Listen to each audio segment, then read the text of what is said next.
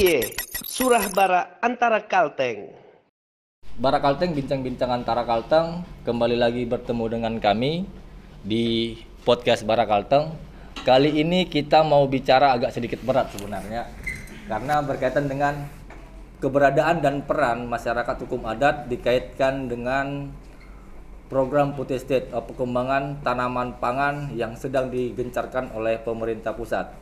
Nah, kali ini kami ingin mengajak berbincang-bincang dengan Jangkar Solidaritas Hukum Kairos bersama program studi Magister Hukum Fakultas Hukum Universitas Palangkaraya. Karena seingat informasi kami ada melakukan riset Pak ya tentang peran dan keberadaan masyarakat hukum adat ini ya.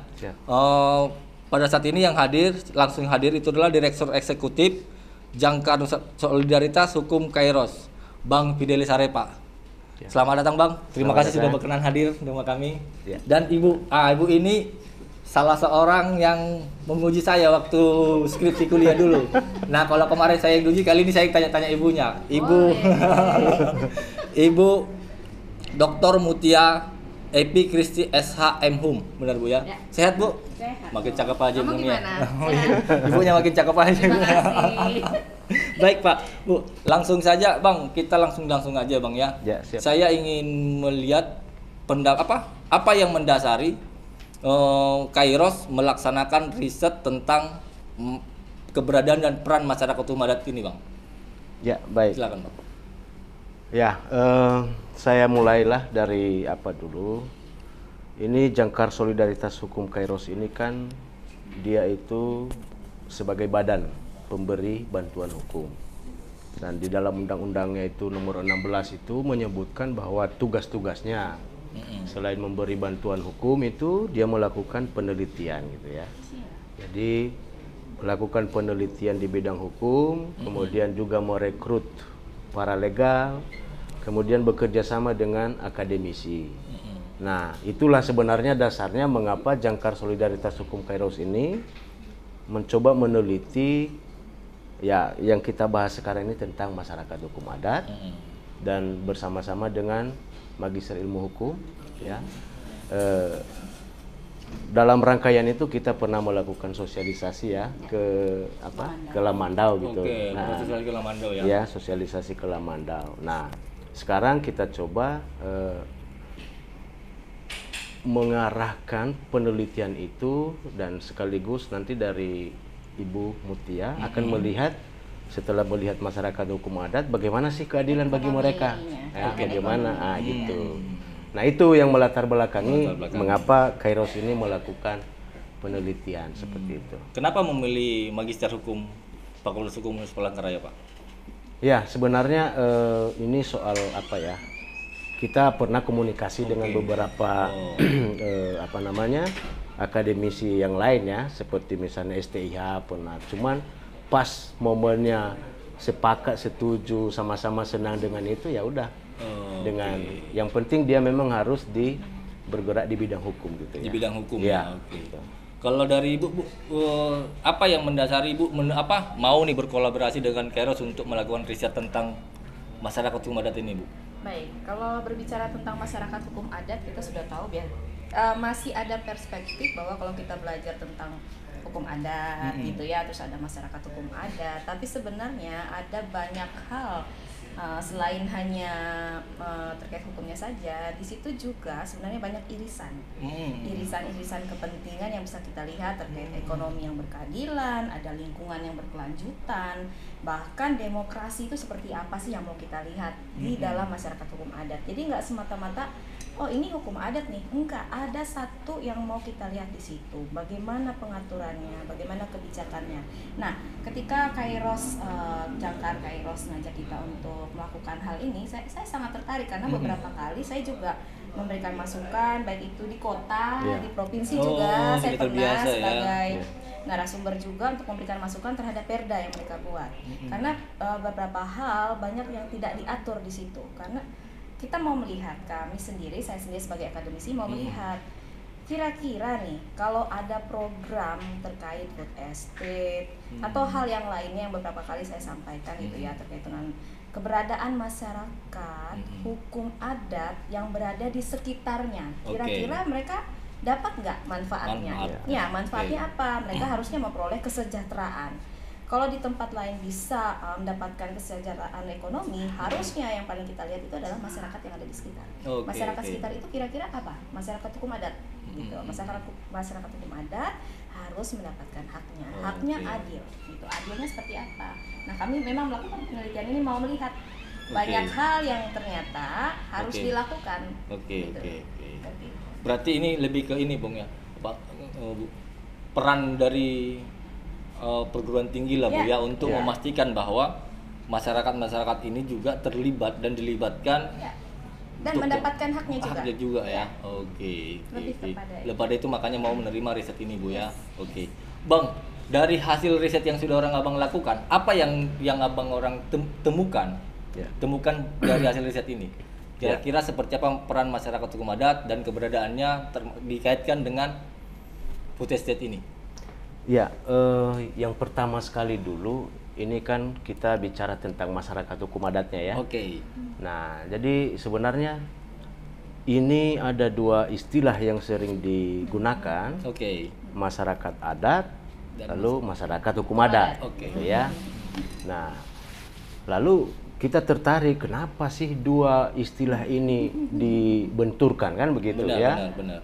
Nah, padahal sama-sama kan begitu ya. Nah, rupanya masyarakat hukum adat ini kan menggunakan bahasa pengakuan undang-undang. Dalam arti pengakuan deklaratoid ya. Seperti disebutkan di pasal 18 Undang-Undang Dasar itu ya. Nah, sementara masyarakat adat ini ada kecenderungan diterjemahkan ini masyarakat tradisional lah, ke arah masyarakat primitif lah seperti itu ya. Nah, tapi sebenarnya dua hal ini hanya soal istilah, ya. Karena mereka sama-sama sebelum Indonesia merdeka pun sudah ada. Nah, jadi sekarang kalau langsung masuk ke masyarakat hukum adat, hasil penelitian kami sebenarnya, walaupun secara de facto mereka ada, ya, tapi pengakuan konstitutifnya kan tidak ada. Yes. Nah, mengapa tertarik meneliti di situ? Karena ini berbicara soal subjek hukum. Ya. Di Indonesia ini kan hanya dua subjek hukum yang diakui. Satu, badan hukum, ya, lalu perorangan. Nah, masyarakat hukum adat ini dari komunitas. Nah, diharuskan atau harus ada sebenarnya undang-undang yang mengatur tentang masyarakat hukum adat ini. Nah, karena ketiadaan undang-undang inilah maka kita lihat ada ada masalah di sana. Ya kan? Karena apa? Berbicara tentang haknya atas tanah atau misalnya wilayah adatnya. Nah, sementara dia belum diakui sebagai subjek hukum. Nah, ini yang menjadi masalah. Nah, harapannya ya kan dengan diketahuinya seperti ini masalahnya yang membuat tidak pernah selesai, ya kan didoronglah untuk misalnya ditetapkannya undang-undang masyarakat hukum adat itu gitu.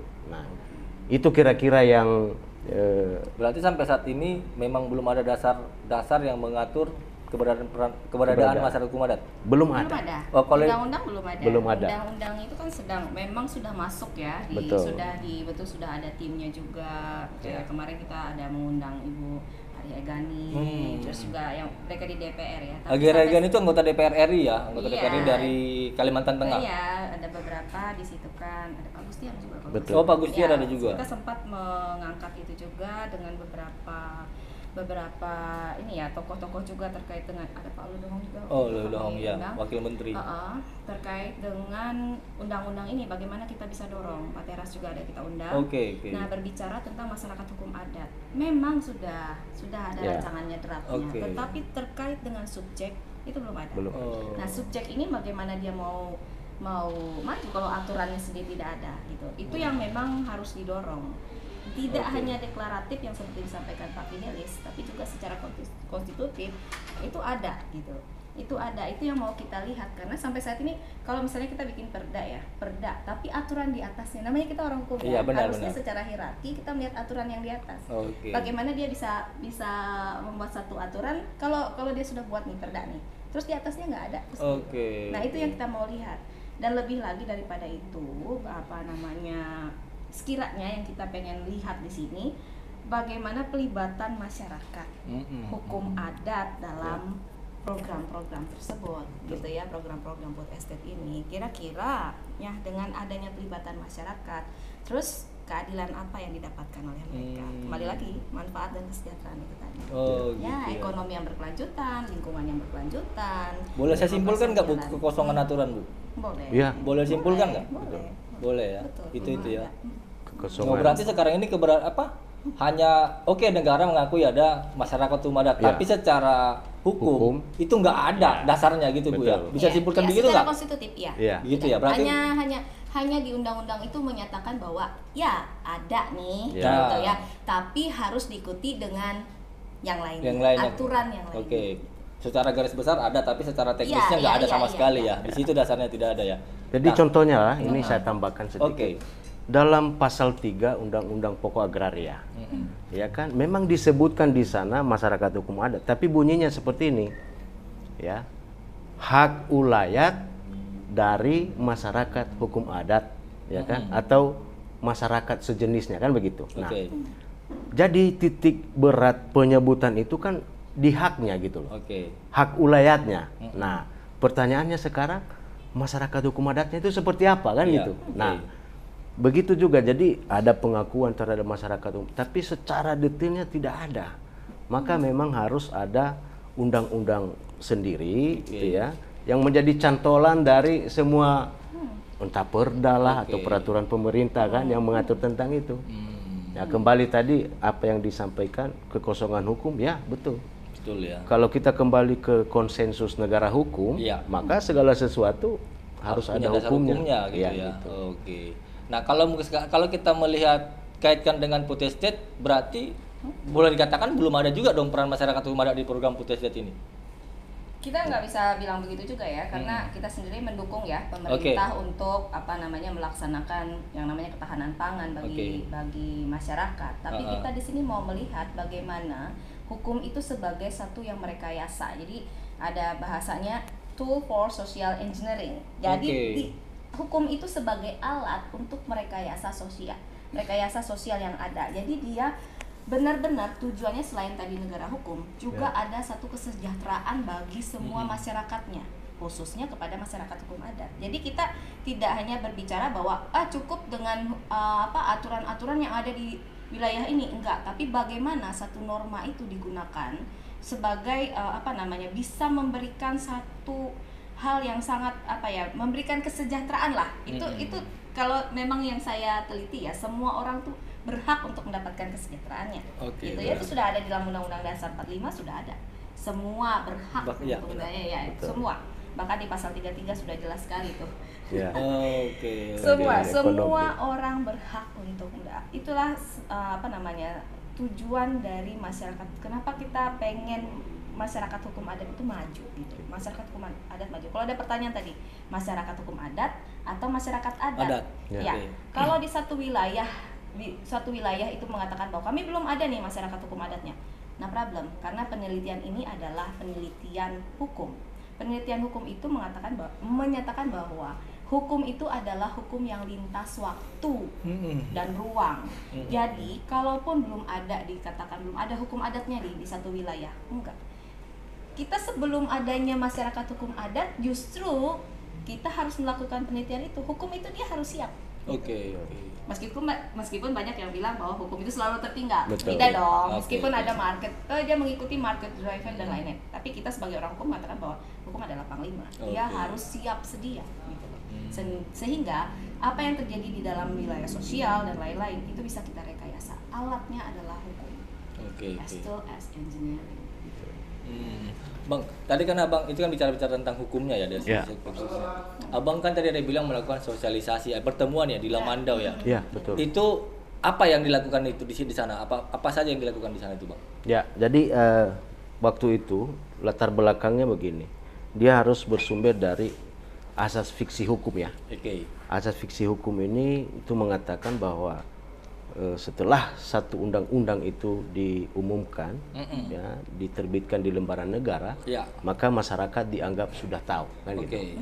Nah, jadi tidak ada istilah terlambat, tidak ada. Oke. Pokoknya sejak dia diterbitkan dianggap sudah tahu. Nah, de facto Fakta di lapangan ya? fakta di lapangannya itu sudah puluhan tahun undang-undang itu diterbitkan, itu masyarakat belum tahu apa-apa. Oke. Nah, gitu kan.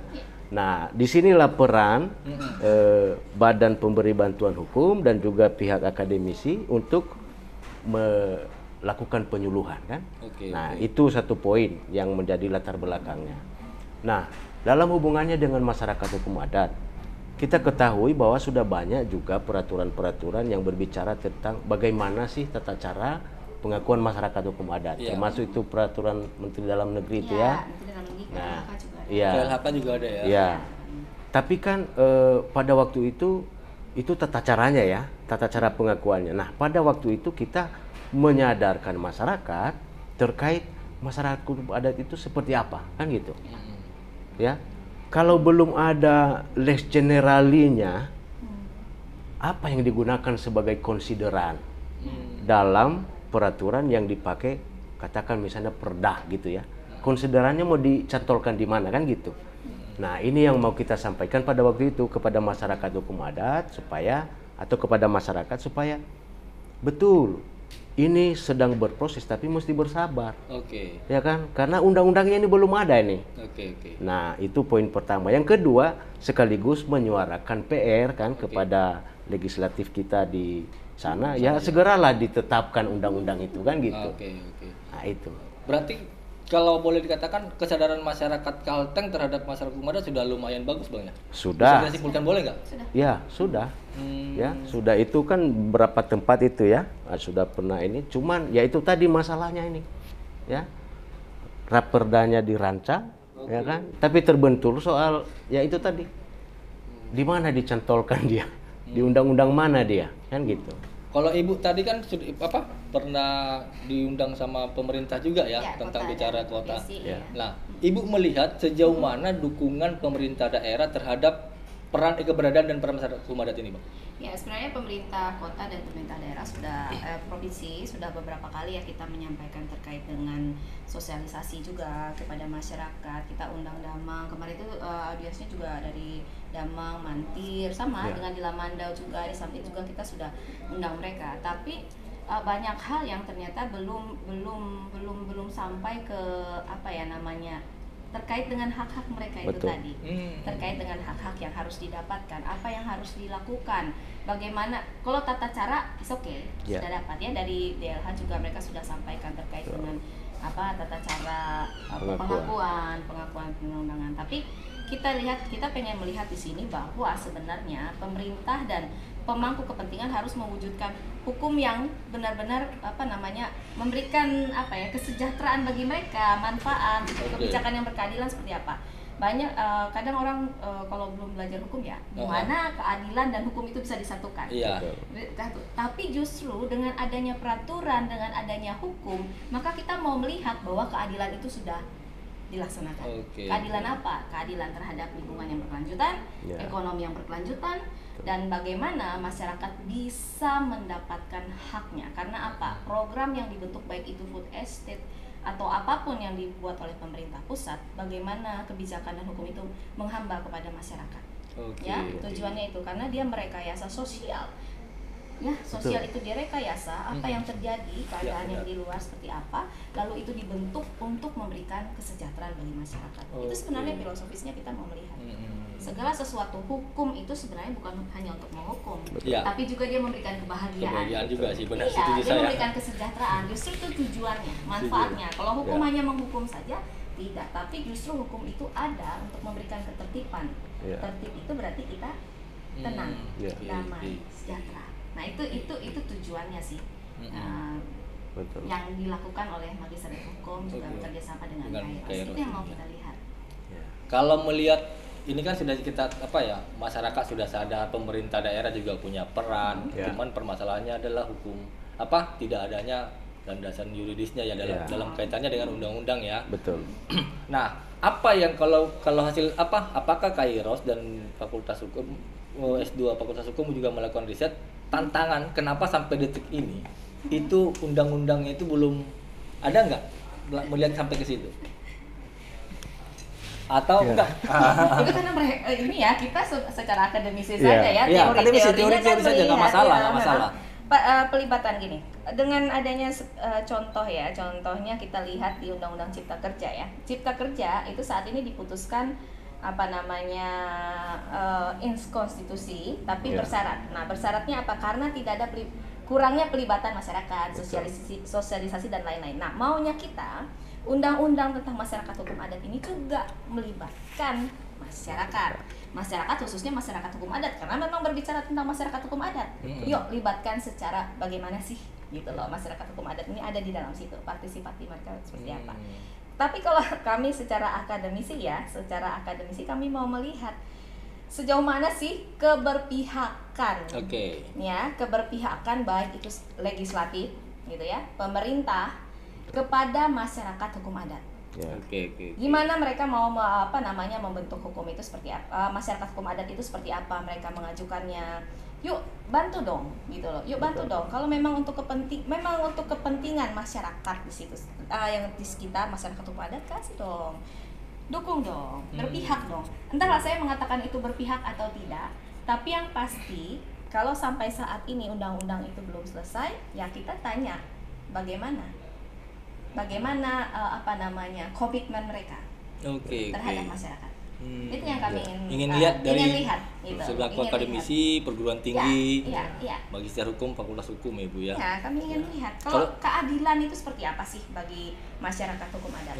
Nah, sekarang komitmen pemerintah, komitmen legislatif seperti apa? Gitu. Kalau secara akademisi ya kami harus mendukung dong. Teori-teori memang harus melibatkan, partisipatif dan lain-lain. Jadi ini berbicara bukan hanya sebatas wilayah Kalimantan Tengah ya. Betul. Pastinya, karena ini secara umum memang semua yang namanya di Indonesia ini adalah masyarakat adat.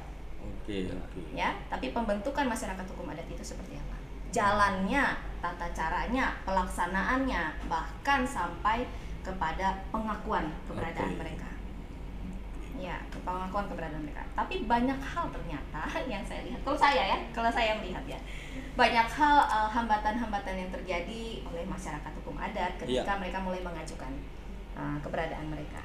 Ya memang kalau kita lihat ini jujur aja, apakah itu dipersulit atau tidak? Kita nggak tahu ya. Kita tidak tahu. Yang pasti kalau mengajukan, kemarin ada jawaban bahwa ya itu kami kembalikan untuk diperbaiki. It's okay. Tapi kita tidak melihat itu. Kita tidak melihat hal itu. Kita hanya melihat bahwa bagaimana pelaksanaannya. Dengan adanya Undang-Undang Cipta Kerja, automatically pelaksanaan investasi dan lain-lain, kalau ada proyek pemerintah, siapa yang dilibatkan di situ? Apakah besar investor atau masyarakat hukum adatnya? Ya, karena pembentukan namanya tanah, ya sawah, menanam, bibit, unggul, istilahnya itu pasti memerlukan investor. Nah, bagaimana pemerintah berpihak kepada investor, antara 50 seimbang. Ya, Semua mendapatkan haknya. Porsinya masing-masing lah ya. Investor mendapatkan, pemerintah juga mendapatkan haknya, masyarakat juga hukum adat juga mendapatkan haknya. Tapi bagaimana ini semua bisa berjalan? Itu balance dan memberikan sama-sama secara ekonomi yang berkeadilan. Itu riset saya. Ya, dari riset yang kami lakukan. Ya. Kalau Kairo sendiri melihat apakah memang benar ketika memang benar-benar ada landasan hukum masyarakat hukum adat itu bahwa tidak akan merugikan atau mempersulit pemerintah? Ya, menjawab itu saya begini, saya menjawabnya dari sisi lain. Kalau tadi kita berbicara soal masyarakat hukum adat, keberadaannya ya. Nah, dari awal saya sudah mengatakan dia terikat dengan wilayah adatnya. Konsekuensi logisnya ketika subjek ini diakui, maka dia punya tanah. Nah, sekarang kalau misalnya kita kerucutkan misalnya khusus di Kalteng, seandainya masyarakat hukum adat ini diakui ada di Kalteng, ya kan, maka otomatis wilayah adatnya itu harus ditetapkan, tanahnya daerahnya juga harus ditetapkan, kan seperti itu. Nah, Mengapa saya jawab dari sisi ini? Karena ini satu kesulitan. Oke. Ya, ada kesulitan karena kadang-kadang ini dibolak-balik. Mana tanahnya dulu, mana wilayahnya dulu kan gitu, baru akui masyarakatnya kan gitu. Nah, kadang juga ada pendapat mengatakan, udah akui saja dulu masyarakatnya, karena tidak mungkin masyarakat ada tanpa ada wilayahnya kan gitu. Nah, sebenarnya ini kesulitan yang menurut pendapat saya itu menjadi salah satu tantangan juga sebenarnya. Tantangan Kenapa sebenarnya. sampai detik ini undang-undang tentang MHA ini belum muncul belum ya. muncul. Itu salah satu penyebabnya. Salah satu penyebabnya. Ini hanya dalam konteks kecil kita berbicara di Belum Kalteng. yang lain. Tapi seluruh Indonesia kan begitu Akan masalahnya. dampaknya akan seperti itu ya. Ya. Oke. Karena berbicara soal wilayahnya ini, ya, dia di mana wilayahnya, belum lagi berbicara soal luasannya, macam-macam lah begitu ya. Tapi kan ada solusinya, itu memang tantangan ya. Tapi kan mungkin Tantangan. ada solusi juga. Pasti kan? ada yang solusi. mungkin, ya kita kan juga negara juga perlu dana ya untuk pembangunan segala macam kan. Betul, ya. Pasti kan ada solusi-solusi terbaik ya. Kira-kira ada solusinya nggak? Mengatasi tantangan-tantangan yang pasti urusan tanah sih ya tantangannya. Ya enggak gini, kalau masyarakat, kalau kita belajar hukum adat ya, sebenarnya saya bukan ahli hukum adat ya, tapi Iya. saya lebih ke economically dan Iya, ekonomik dan bagaimana investasi itu bisa berjalan dengan baik. Oke. Baik itu dilakukan di masyarakat, hukumnya seperti apa mengatur ekonomi itu sehingga semua bisa mendapatkan kesejahteraan. Tapi satu hal yang saya lihat di sini adalah pemahaman terkait rezim, bahwa sebenarnya masyarakat hukum adat itu dia tidak hanya terkait dengan yang dipelajari secara lokal saja, oh ini perkawinan, perkawinan terus waris dan lain-lain, enggak, bahwa banyak hal yang harus didapatkan oleh masyarakat hukum adat. Rezimnya ada 3, rezim terkait dengan tanah, yang kedua itu terkait dengan seni dan lain-lain, tapi yang ketiga itu ada hak asasi manusia. Nah itu yang harus jelas dibedakan. Terkait dengan tanah itu sangat dekat sekali dengan masyarakat hukum adat. Dia punya wilayah, dia punya tempat. Tapi kita tidak bisa mengatakan bahwa ini masyarakat hukum adat kalau memang dia tidak ada wilayahnya. Betul. Gitu ya. Karena di wilayah hutan juga sudah diatur oleh KLHK, di luar wilayah hutan itu diatur oleh Kemendagri peraturannya. Dan itu pengakuannya dari kepala daerah, baik itu di kota, kabupaten maupun provinsi. Nah, tapi hal-hal yang lainnya terkait dengan hak asasi manusia, maka kita harus mempunyai pandangan juga terhadap hak asasi manusia mana yang mau didukung untuk masyarakat hukum adat ini. Hak-haknya tadi itu, yaitu partisipatif mereka, keadilan ekonomi bagi mereka, tanah mereka bagaimana, pengakuan terhadap tanah mereka, lokasi mereka di mana, wilayah mereka di mana. Nah, itu yang harus didorong gitu. Jadi bukan hanya pendapat bahwa ini cukuplah kita penyelesaian sengketa dan lain, enggak belajar tentang itu saja gitu. Banyak hal di sini yang bisa dilihat. Gitu. Nah, ini baru. Ini baru. Jadi saya melihat gitu ya. Jadi kita harus open minded bahwa banyak hal yang harus dibantu bagi masyarakat hukum adat. Dan pemahaman ini nih dari rezim agraria juga harus jelas. Betul. Rezim agraria yang paling didorong, sumber daya alamnya seperti apa, masyarakat harus mendapat apa, gitu. Itu masuk lagi ke hak asasi manusia. Ya, tidak hanya sebatas seni dan tari-tarian. Iya benar-benar. Jangan cuma sebatas itu aja masyarakat hukum adatnya. Saya punya bahasa karena saya orang masyarakat adat, maka saya menggunakan bahasa lokal saya. Saya adalah masyarakat adat. Betul. Tapi ada hal yang lebih besar di situ untuk pengakuannya adalah ketika masyarakat sebagai masyarakat hukum adat.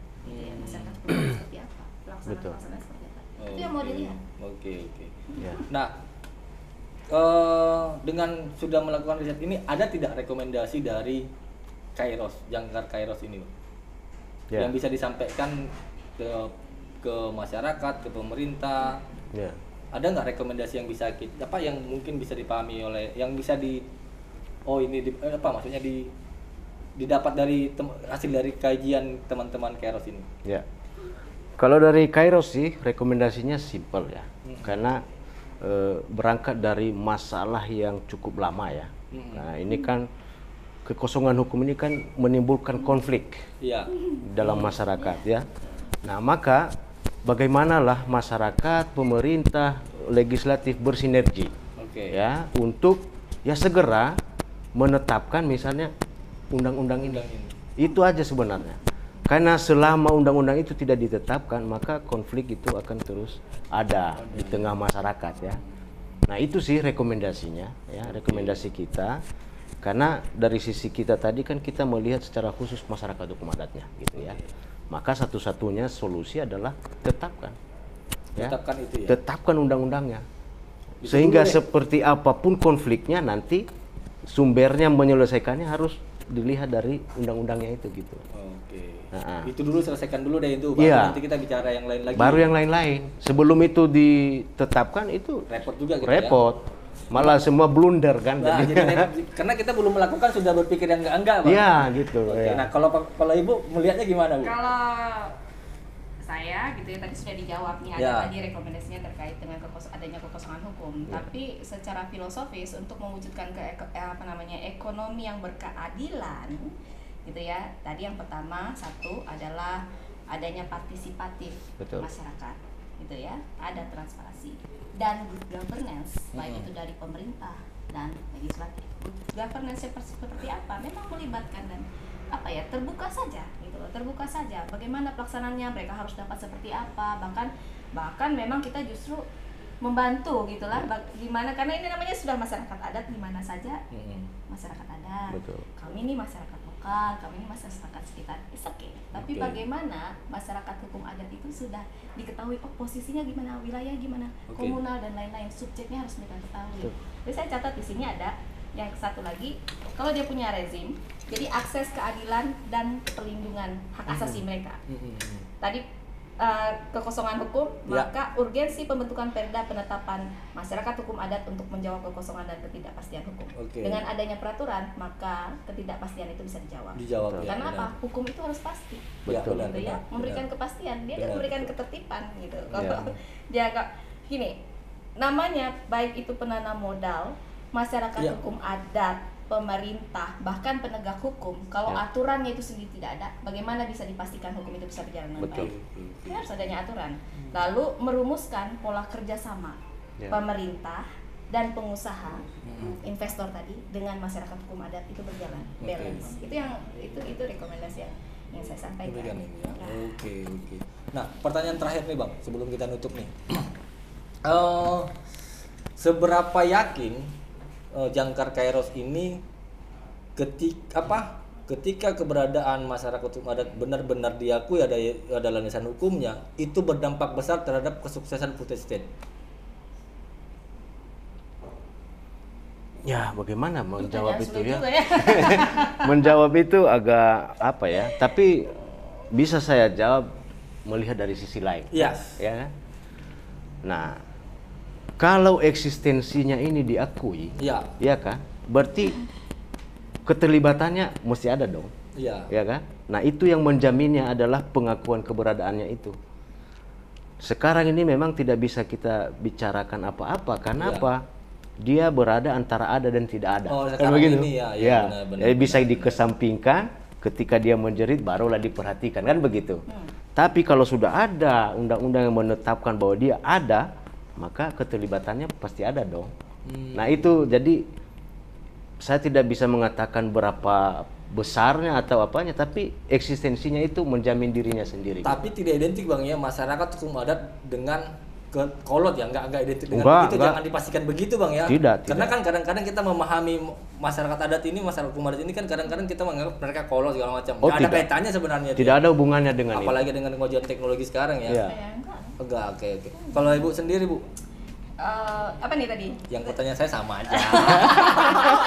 Ini kan perspektif dari akademisi. Betul. Perspektif kita belum kan pastikan bisa melihat ya secara teoritis segala macam. Belum tentu memang tidak langsung ke lapangan, tapi secara teoritis bisa memastikan karena kan Betul. seingat saya Pak Luhut juga kan pernah mengajak akademisi juga untuk Iya. mengkritisi itu kan. Nah, kalau Baik, dari yang kalau secara akademisi bahwa produk hukum yang mendukung terkait dengan ketahanan pangan atau food estate ini, dia pelaksanaannya itu gitu ya, pelaksanaannya itu bisa memberikan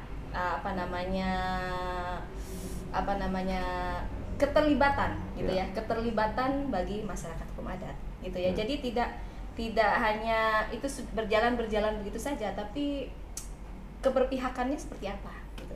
Saya melihat keberpihakan terus ya, karena memang harus masyarakat hukum adat ini didukung karena mereka yang berada di sekitar. Iya, gitu iya. ya. Masyarakat hukum adat, Benar-benar. masyarakat adat, ya betul. Kadang-kadang masih bingung nih, kadang orang mendengar masyarakat hukum adat, masih ada pertanyaan seperti itu, Iya, Pak. betul. Tapi memang harus dijelaskan secara Iya. gamblang.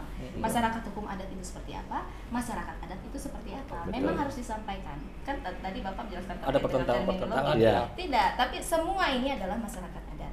Ya. Tetapi tidak semua itu juga bagian dari masyarakat Masyarakat hukum hukum adat. adat, oke, Iya, iya. ya, masyarakat hukum adat. Karena apa? Yang mau dilihat di sini di pelaksanaan food estate adalah bagaimana ekonomi bagi masyarakat itu bisa berjalan secara adil, lingkungan berkelanjutan, dan keadilan sosial bagi mereka. Itu ya. Itu yang paling penting. Karena apa? Saya tidak tahu kalau pelaksanaannya ya.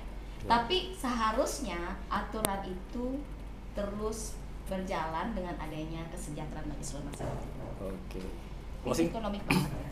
bagus banget. Iya, hukum. Ya kan jadi nggak terlalu hukum banget ya, Bu, ya kan.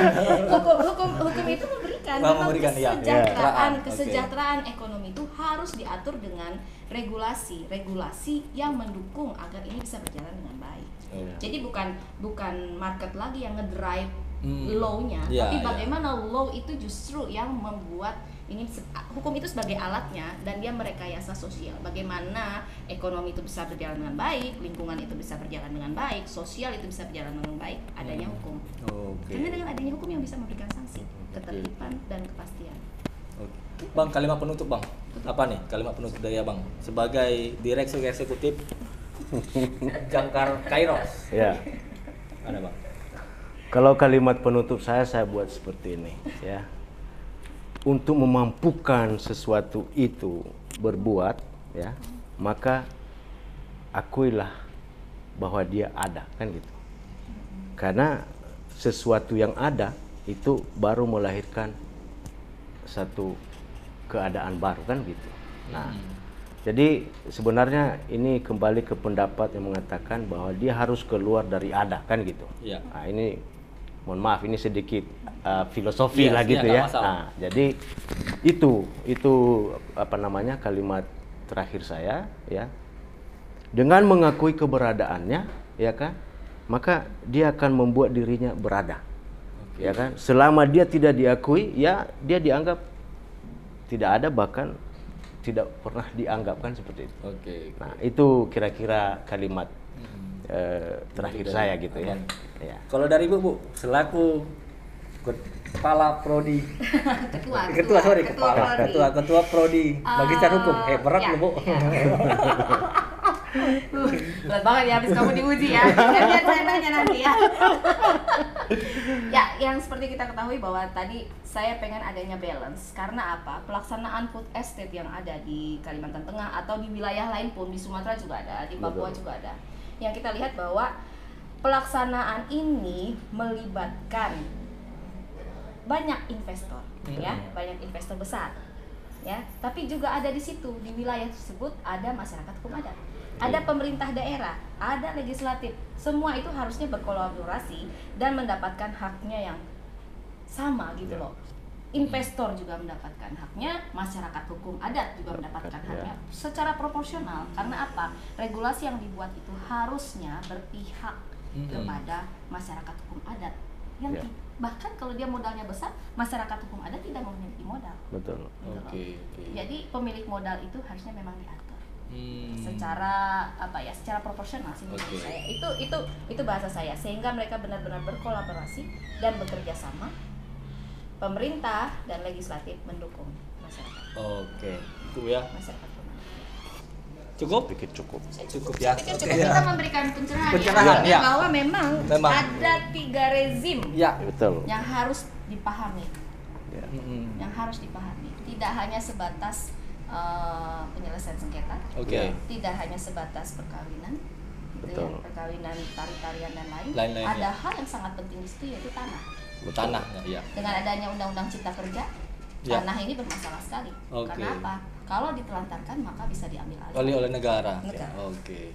untuk kepentingan umum. Untuk iya benar. Dalam Yes. Undang-Undang Cipta Kerja. Yes. Kalau ada MH ini itu lumayan bisa teratasi lah ya. Lah, Ya. kalau masyarakat hukum hukum adat. adat sendiri mencari wilayahnya gitu ya, harus ditanya wilayah dan lain-lain. Tapi ada tanah yang ditelantarkan, maka untuk kepentingan umum maka itu bisa ditarik oleh negara. Oke. Berbahaya sekali bagi masyarakat hukum adat. Benar. itu bisa mengganggu. Oke teman-teman, mungkin itu agak sedikit berat ya, tapi pada Tema dasar lain lagi nih. tapi pada dasarnya negara mengakui masyarakat adat, cuma secara undang-undang belum diakui secara teknisnya. Nah, kalau hasil diskusi kami tadi ini, cobalah negara lebih serius lagi untuk memastikan memberikan kepastian hukumnya, bukan hanya sekedar mengakui berdasarkan undang-undang dasar, tapi juga secara undang-undang.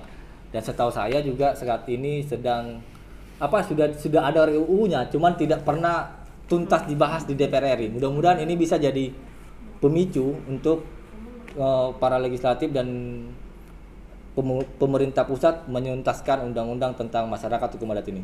Mungkin itu teman-teman, sampai ketemu lagi di Bara Kalteng selanjutnya. Tuh Surah Bara antara Kalteng.